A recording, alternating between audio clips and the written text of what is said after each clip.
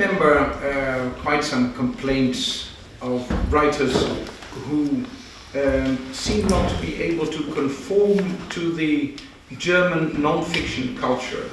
For example, Philip Blom, who is greatly respected all over the world as a narrative non-fiction writer, he doesn't seem to get into the form that is acceptable to a larger audience in Germany, just because he narrates too much, and he uses perhaps his authority not enough, and instead of that he creates. He doesn't imagine, but he makes he gives a dramatic turn to events.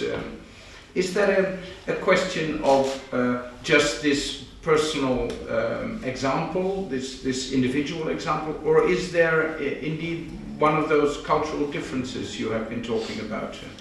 I think it's really a difference. In Germany, you need very clear labels, especially for history books, and that the reader is sure, these are the facts I get and nothing is invented. But I think one important point are the reviews too, and how the feuilleton, the newspaper reacted to these books. All these books, or many of these books, get reviewed by other historians, and they're really strict, like what Neil said before, that said they're really suspicious about colleagues writing in a too narrative way. And I think it's also interesting to see that even young historians, I thought they would admire the Anglo-Saxon way of history writing, but they don't. They're not really too interested in doing this. So.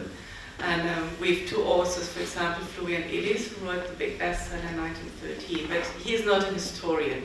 So it would be interesting to imagine what would have happened to this book if he would be a historian.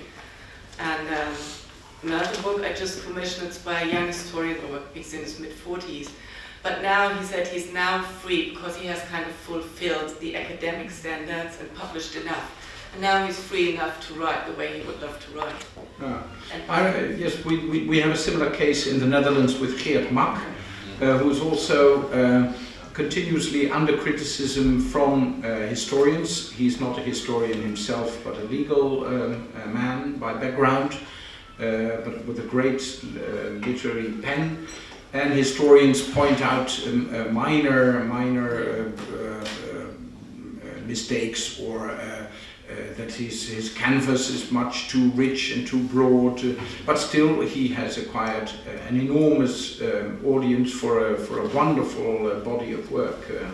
I think people have to be sure that the author is, a good one.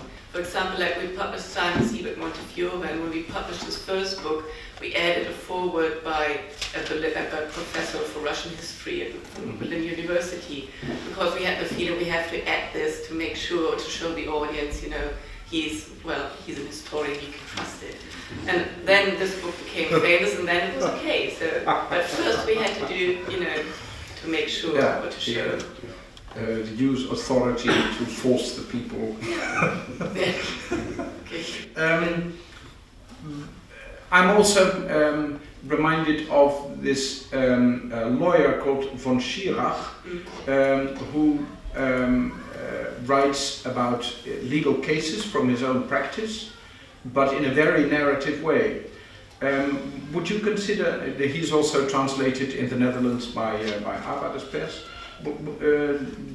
is he considered in Germany as a literary writer or as a writing lawyer, or is it non-fiction or fiction?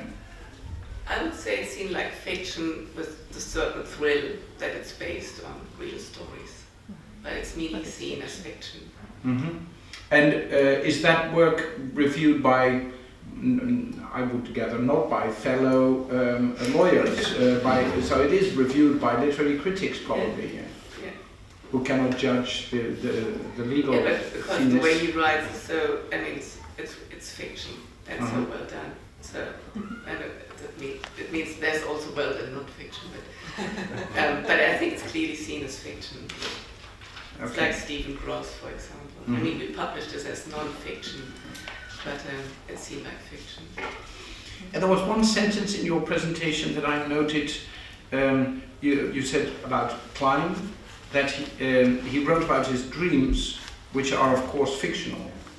But okay, I was wondering, nobody knows, you know. you can write truthfully about your dreams, and isn't that That's true. pure autobiography?